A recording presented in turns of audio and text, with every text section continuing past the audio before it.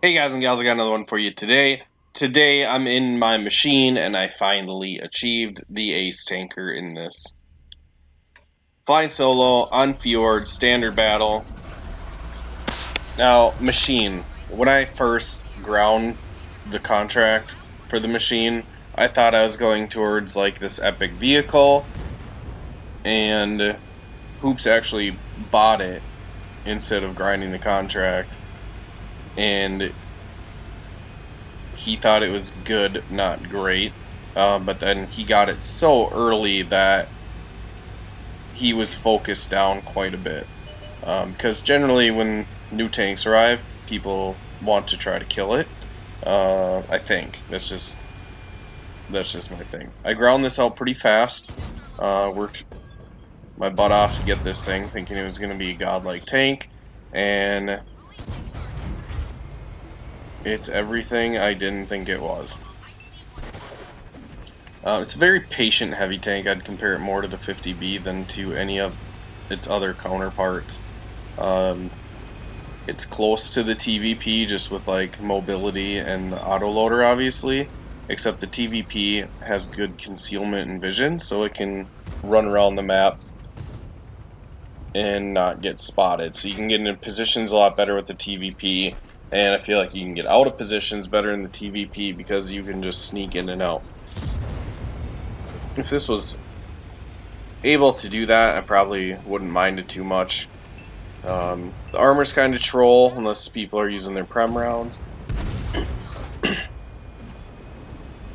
The gun, I don't know if mine when it came out of the shop just had a bent barrel on it, because I can't get my gun to hit 4 shots consistently. That's just not a thing in my machine. And I'll get really irritated when a machine comes up to me while he's driving and he'll just put 4 right into my weak point.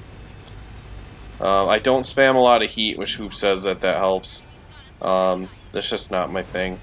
I feel like the APCRs should do just fine. Only in like certain situations do I load a heat clip.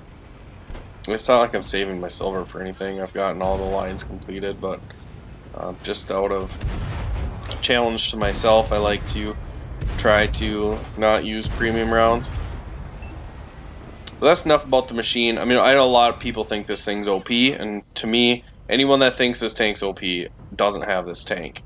If you own this tank, you definitely will not think that it's overpowered.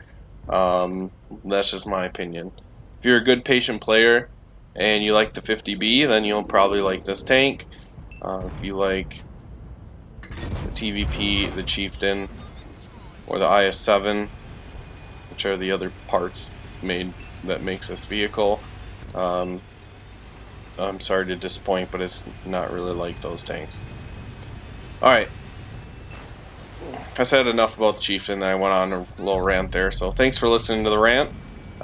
We've done quite a bit in this game already. We went around, finished up the T49 that we started with in the beginning. We rammed a standard B. We tracked M103 in place. We reclipped. Then we finished said M103.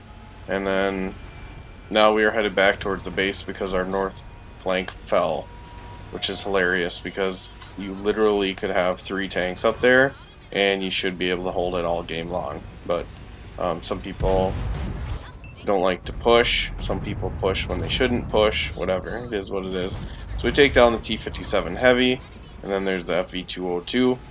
We get a shot into him, and now we're reloading. Up to 4,000 damage, 1,000 blocked, 300 assist. My AMX finishes up the FV202, and there's still a lot of tanks left. I'm up to 5 kills, so I'm pretty excited. I feel like this could at least be a Radley.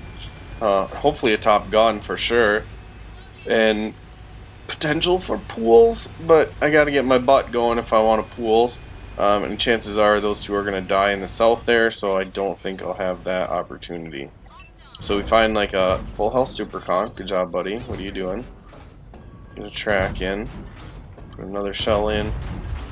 And then, did that miss? See, I don't understand. There's Artie, just reminding me that he's still in the game. Appreciate it, Artie. I like little reminders. You forget a lot sometimes, so it's good to have the reminders. So I'm going to try to hide from Artie and these two heavy tanks. We're up to 5,000 damage. We're clipping for another clip. And it looks like our southern flank took forever. So maybe if I went down there, I could have got those 2 kills. But right as I say that, the E3 and the I7 fall on the red team. And let's see if we can get a full clip here. Let's aim for lower plate. We could have shot side of the turret. He fixes his track, but not in time. I pick up all that assist damage, which is beautiful. And now we're gonna head south to this Death Star that I'm pretty sure just shot. Sounded like he just shot. Get a couple shots into there. And then what I don't want him to do is to turn on me. And what I could have done better was track him there and get some more track assist out of this whole deal. And just when I figure he was probably reloaded or getting close to it, my AMX rams him into the side of me and I get the kill for it. So we do get our top gun, thankfully. I thought that was going to be pretty easy to get, and unfortunately that's all I ended this game with. So Fjords, interesting map. I feel like the 3 positions, south, middle, and north, can all make a difference. But what loses the game generally, in my opinion, is the north flank and the lack of either urgency or defense. Like, if you send a ton up there, they have to push. You don't have a choice because the rest of your team's going to die.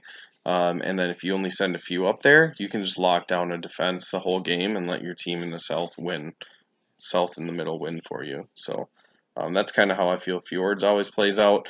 And I got it. Ace tanker, 6 kills, 7,000 damage. Machine, I aced you. I could care less about this tank. It is not my style of tank. Got the chisel, or the machine driver in the chisel. I'll quit babbling. Make sure you like, share, subscribe, and I will catch you in the next video.